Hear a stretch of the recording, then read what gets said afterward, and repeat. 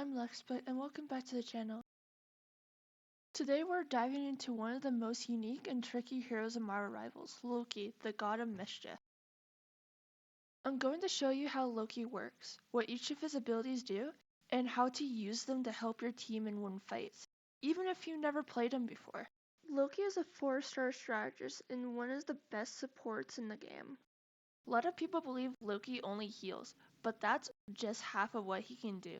Sure, keeping your team alive is great, but he can also dish out pretty good damage. When you're dealing damage and healing, you're putting pressure, setting up team fights, and giving your team an advantage. Now let's get into it. Mystical missiles. Loki has 12 shots of magical missiles before he needs to reload. How his mystical missiles work is that it heals your teammates if you shoot at them and hurts the enemy team.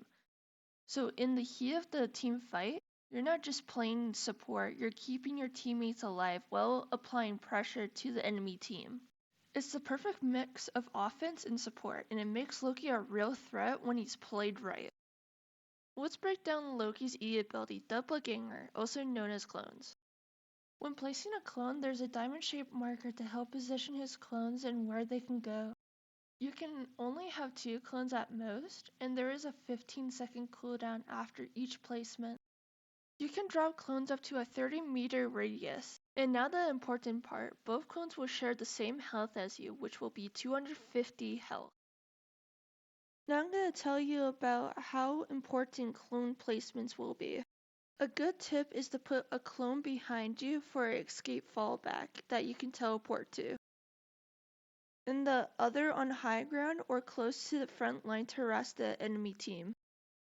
It's all about making smart plays. Always think of high ground, since Loki is a far-range strategist.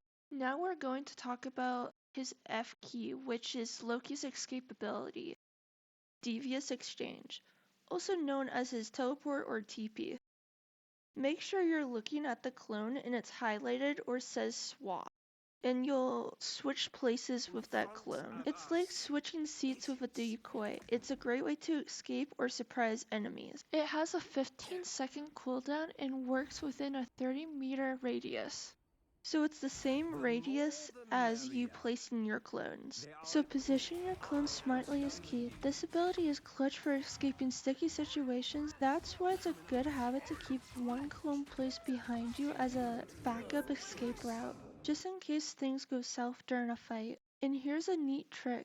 You don't even have to aim. If you press F without looking, you'll automatically teleport to the closest clone. You're also able to teleport to a clone behind a wall. It's fast, reactive, and perfect for those high-pressure moments. Now let's talk about Loki's only passive, Backstab. Normally, a melee attack in the game does 30 damage. But if Loki hits someone from behind, it does an extra 15 damage, making it 45 total. It's like catching someone off guard for a stronger melee attack. Now, I personally don't use this passive much, even though I have 200 hours on Loki. I usually focus on healing my team and keeping pressure. If you like to get sneaky or set up an ambush on enemies, this passive gives you a nice little damage bonus for flanking. Let's talk about Deception, Loki's invisibility. Activated with your right click, when you use it, Loki turns invisible and leaves behind a clone where you vanish. It's great for sneaky attacks or escaping tough situations. Just remember this, enemies can still hear your footsteps while you're invisible. Use it wisely to catch opponents off guard or reposition safely. Personally, I also use Deception to help manage my clones. I always try to save at least one, either for a quick escape or to support teammates when the fight gets messy. Now let's talk about one of the best abilities in Loki's kit, Domain, also known as lamps or runes. This ability is one of his longest cooldowns, 30 seconds. So make sure you use this ability when needed. You activate it with your left shift and it creates a green burst healing circle at your location and at each of your clones. It's super flexible and can make a huge difference in team fights.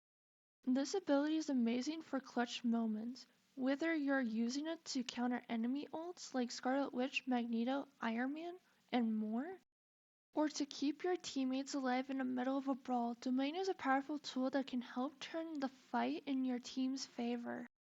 Make sure you time your Domain perfectly. It only has a 5-second timer before it disappears. But here's the thing, your Domain can be destroyed. If an enemy team targets and breaks the rune, your Domain will disappear.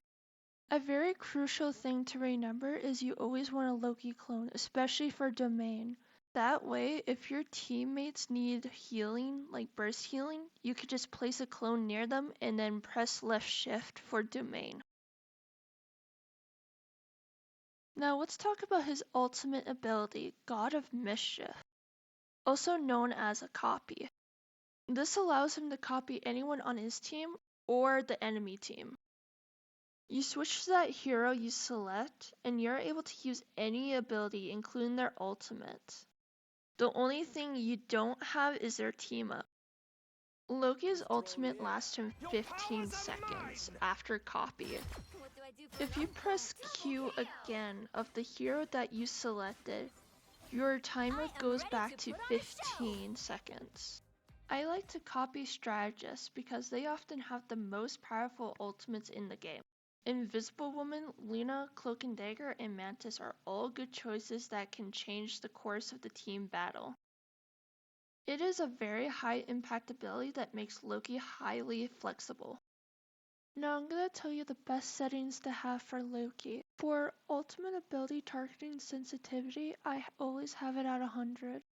You can lower ultimate ability targeting sensitivity, but that means you have to look directly at the character to confirm that copy. For a double confirmation for God of Mischief, it is always on. This will help you a lot to know what character you're copying. For healing reticle feedback, I always have this on as well. The healing reticle feedback always tells you if you're healing your allies or not. I highly recommend turning all these on for Loki. That's all I've got for you today. If you enjoyed the guide, leave a like, drop a comment if you have any questions or suggestions, and subscribe for more Marvel Rivals content. Thanks for watching. I'll see you next time.